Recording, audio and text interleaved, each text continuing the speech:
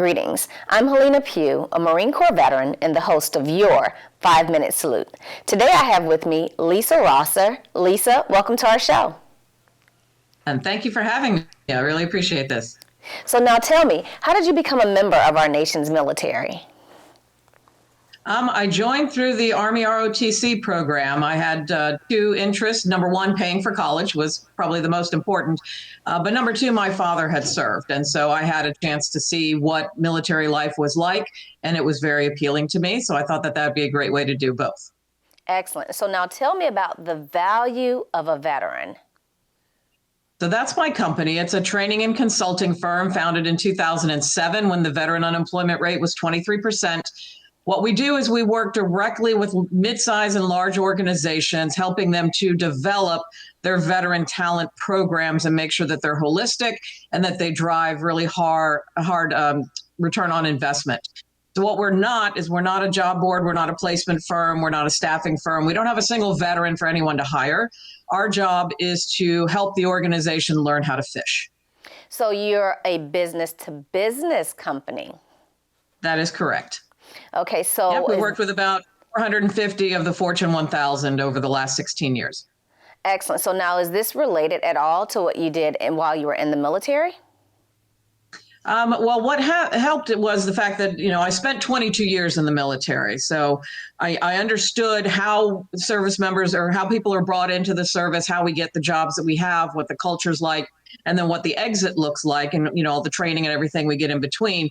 And I worked as a management consultant also for 8 years. So I understood how to build HR programs, diversity initiatives, and things like that. So when that unemployment rate was so high and people were kind of trying to figure out what can we do to be part of a solution here, it's like, okay, everybody's trying to help the service member, and there's organizations that do that and should do that, but nobody's talking to the employers. And so the employers don't know what they're doing other than posting their jobs and hoping that the right veterans apply. And then they, don't do anything to support them as they make the transition. So it's like, okay, I understand both worlds. Let me see if I can be the person in the middle who translates and who also then, shows employers where their issues are going to be, where they're going to have road bumps in trying to bring in the right kind of talent, how they need to think bigger about the types of talent that they bring in and all the different places where veterans can be successful. Right. So that's, I think, really moved the needle. But hiring today, it's very different than hiring a veteran 10 to 15 years ago. This whole Correct. Push to hire a veteran is really still a fairly new push. Veteran hiring, I think, was really huge at the end of World War II. And then it kind of went silent or not as prevalent for many, many years. And then finally, this new generation of veterans that we have a different requirement from their employers, and they do want to really leverage their veteran experience with companies.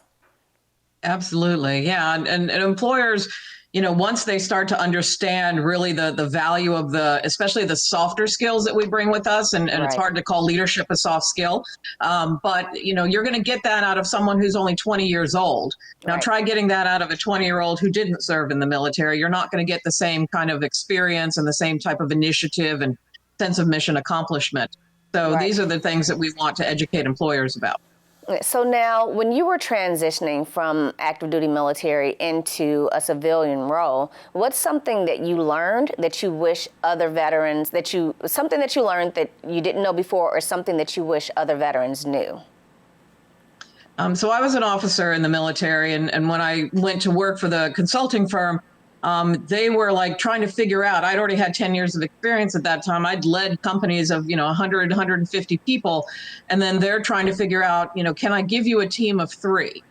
And at first it was like, what are you kidding me? Of course I can lead a team of 3. I've led a team of 110. But what I came to realize as we did this is I'm not used to, as the officer, the captain in the organization, leading the brand new private and trying to teach the private, what their job is. I led very senior experienced non-commissioned officers who, as the trickle down goes, they're the ones leading, the privates and trying to teach them their job. So Right. What I had to realize about this is that's a kind of a misperception that you can come in and just, deal with a smaller team. It's like, yes, you are ready for larger experiences, but you need to know how this organization works and how, teams are developed in a civilian organization.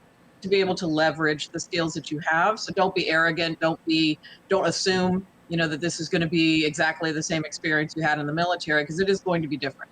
Yeah, I try and tell veterans, the whole experience of a corporation is, while it's similar to what you do while you're, in the military, it's a totally different approach toward company management. Organizational goals are different. How you carry yourself on a day-to-day basis. Really, you have to do some research and understand what the character is like of the organization as you're going in, because that's something that you're not going to know. Some corporations, most corporations have their own personality, and as a military person going in, you really have to determine if the personality of that company is going to be the right fit for you.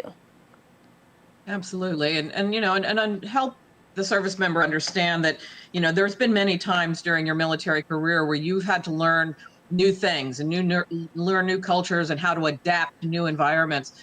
Whether you got sent overseas and you're working with an organization that's from a different country, or you're in a different location, or maybe you had a chance to work with a different service.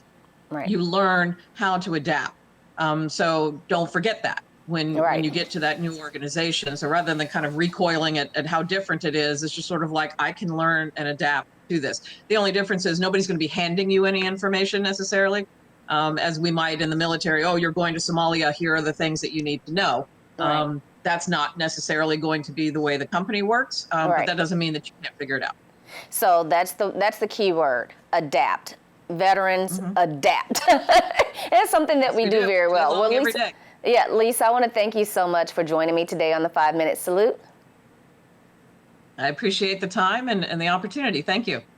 Excellent. Now, America, to learn more about Lisa's company and what she does, just click on the description of this video and you'll see links to her information. I want to thank you for joining me for this week's 5-Minute Salute, and do us a favor, render a salute by liking and sharing this video. Have an awesome week.